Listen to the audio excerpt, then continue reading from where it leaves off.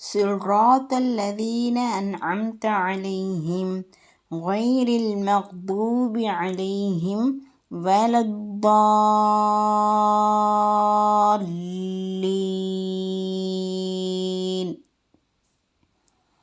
இறைவா, நீ யாருக்கு அருள் புரிந்தாயோ அவர்களின் வழியில் செலுத்துவாயாக.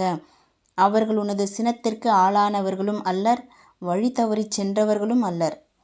முந்தைய வசனத்தில் குறிப்பிடப்பெற்ற நேரான வழி என்ன என்பதை இவ்வசனம் விவரிக்கின்றது.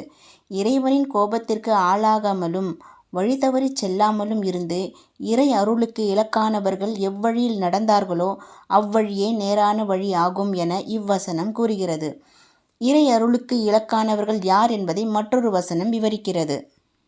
யார் அல்லாஹுக்கும் அவனுடைய தூதருக்கும் கீழ்ப்படிந்து நடக்கின்றார்களோ அவர்கள் அல்லாஹ்வின் அருளை பெற்ற இறை தூதர்கள், வாய்மையாளர்கள், வீர தியாகிகள் மற்றும் நல்லவர்கள் ஆகியோருடன் இருப்பார்கள்.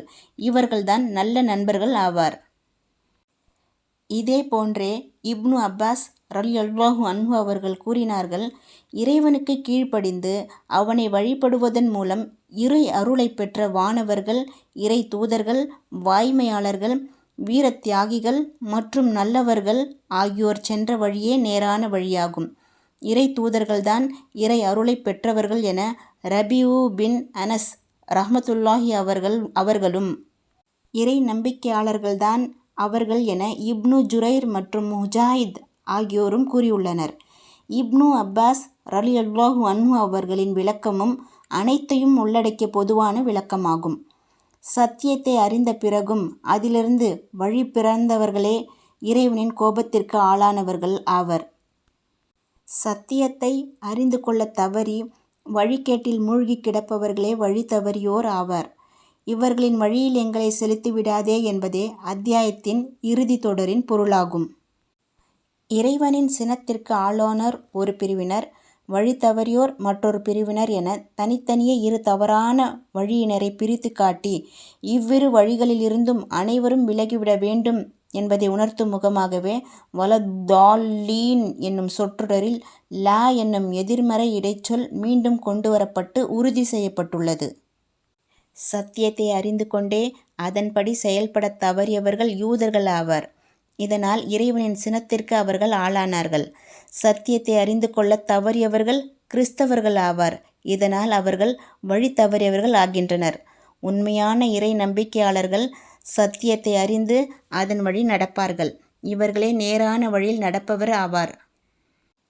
இறைவனின் கோபத்திற்கு ஆளானோர் என்பது யூதர்களை தனித்து அடையாளம் காட்டும் அடைமொழியாகும்.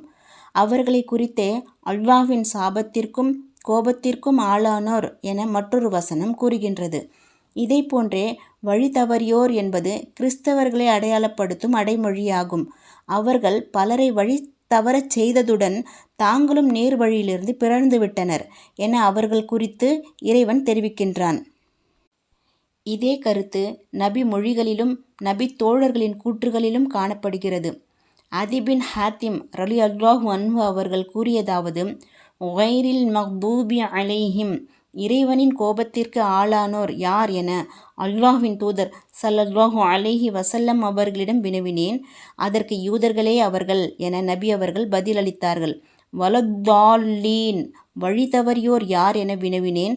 அதற்கு கிறிஸ்தவர்கள் என பதிலளித்தார்கள். ஆமீன். அல் ஃபாத்திஹா அத்தியாயத்தை ஓதிய பிறகு ஆமீன் என்று கூறுவது விரும்பத்தக்கதாகும்.